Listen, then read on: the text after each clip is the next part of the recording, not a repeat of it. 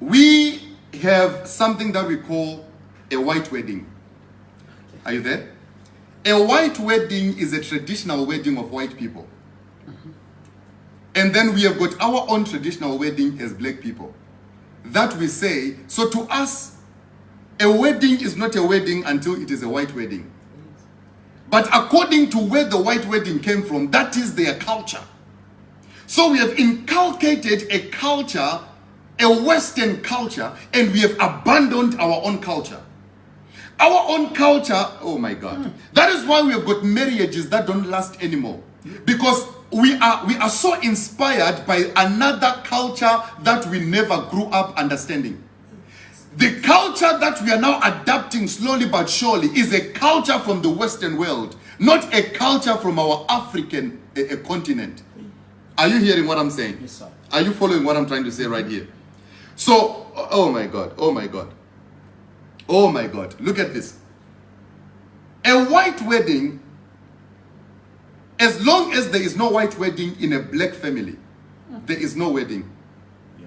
But according to our black culture, what is considered as a wedding is the traditional wedding, where families are brought together to come and meet families. And these families will come from this side and these families will come from this side to come and meet. And as they are meeting as families, there is a bond that is being created. Yes.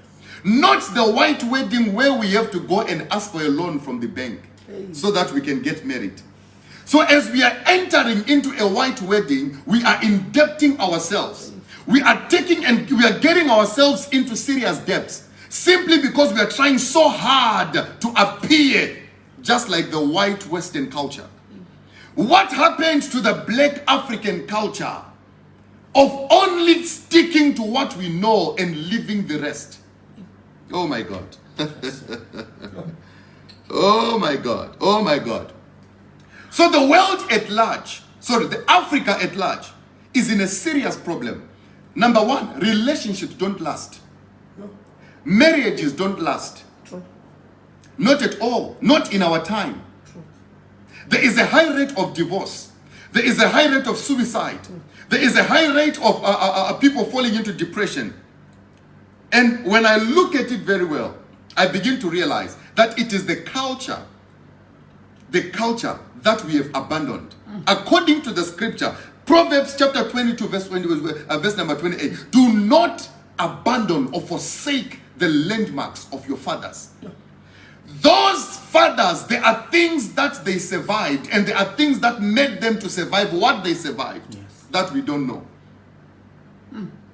Today we call elderly people when they are 100 years, 105 years, 110, immediately when they are that old, we call them witches.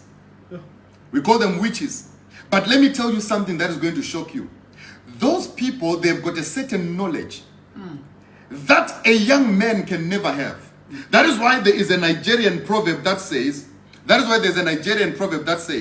what an old man can see sitting down, a young man can never see even while he's standing on top of the highest Iroko tree.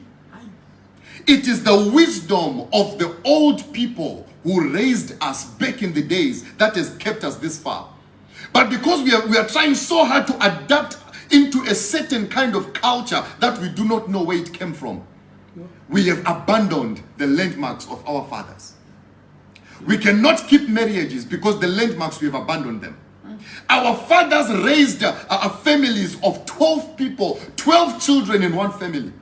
And we used to love one another, 12 in a family, 15 children in one family, and we used to love one another. We used to share anything the little we had, we used to share. But today, everything is gone. Let me take culture and bring it to the church, to the house of God.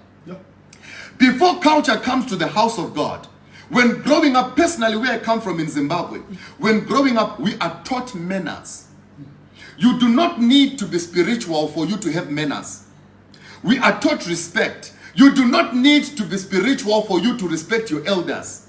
You do not need to be spiritual for you to love your neighbor as you love yourself. You do not need to be spiritual for you to have a heart that can give, a heart of giving. You don't need spirituality. You just need to be cultured.